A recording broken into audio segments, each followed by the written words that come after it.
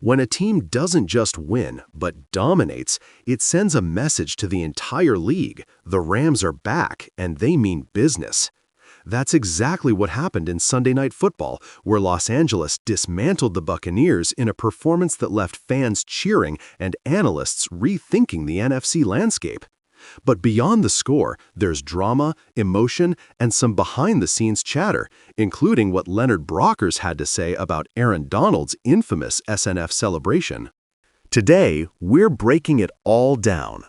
Welcome back to the Rams Squad Show, your source for expert analysis, insider perspective, and a deep dive into everything Rams football.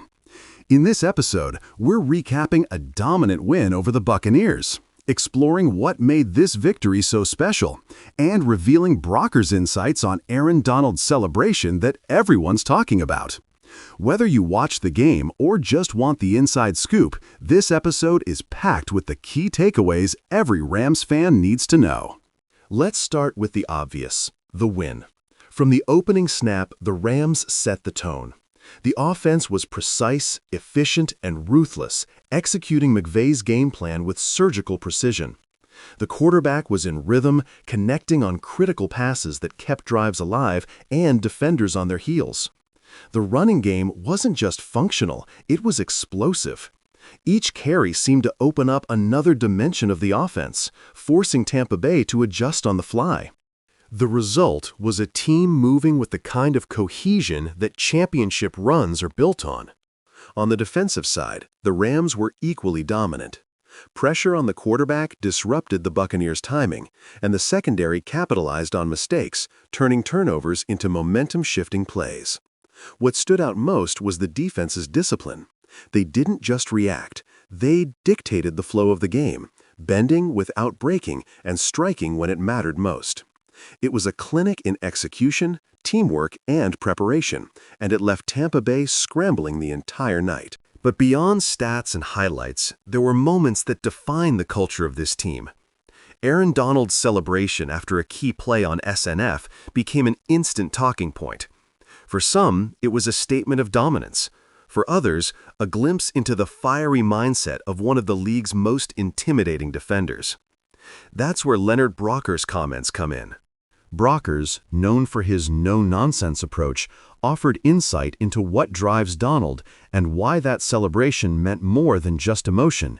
It was a reflection of the team's mindset and confidence. According to Brockers, Donald's energy isn't about ego. It's about setting a tone. It's about letting the opposition know that every snap matters, that the Rams aren't here to participate, they're here to impose their will.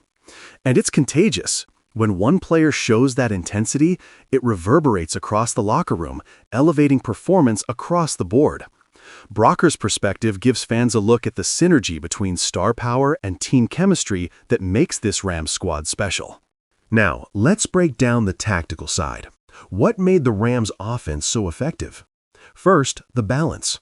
The team didn't rely solely on passing or running. They mixed concepts that forced the Buccaneers into impossible choices. Motion, pre-snap shifts, and creative route combinations created confusion at every level of the defense. This wasn't luck, it was preparation meeting execution. The offensive line's performance deserves a shout-out too. They provided time in the pocket, opened lanes for the backs, and allowed the quarterback to make throws with confidence. Defensively, the Rams executed a perfect mix of aggression and restraint.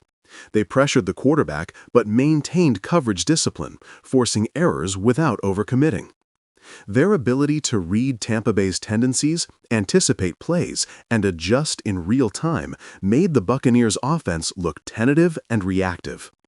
It was a performance that reminded everyone why defense wins championships, and why this Rams team has one of the most fearsome units in the league. But beyond the X's and O's, the human element of this game is equally compelling. Leaders emerged on every side of the ball. Young players stepped up in critical moments, gaining confidence and showing they can perform under pressure. Veteran presence kept the team grounded, making sure emotions didn't override execution.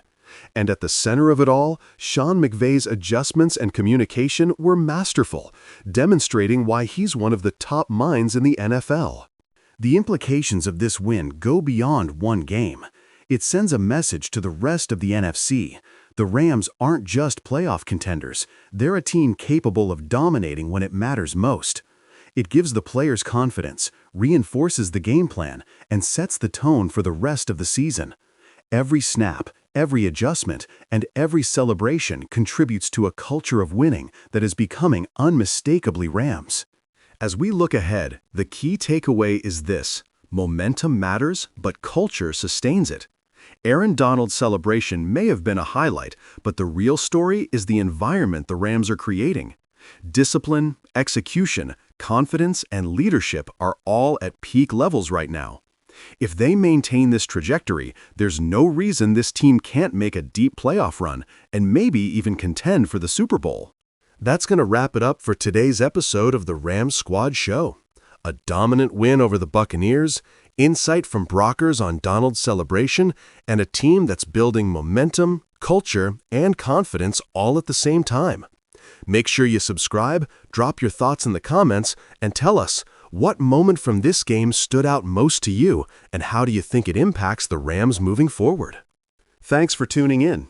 Keep your eyes on the field, stay loud, stay proud, and as always, horns up. If you want, I can also create a more energetic, punchy version optimized for YouTube with visual cue suggestions for graphics and highlights that will keep viewers glued for the full 10-minute runtime. It would still be around 900 words, but more visually dynamic. Do you want me to do that next?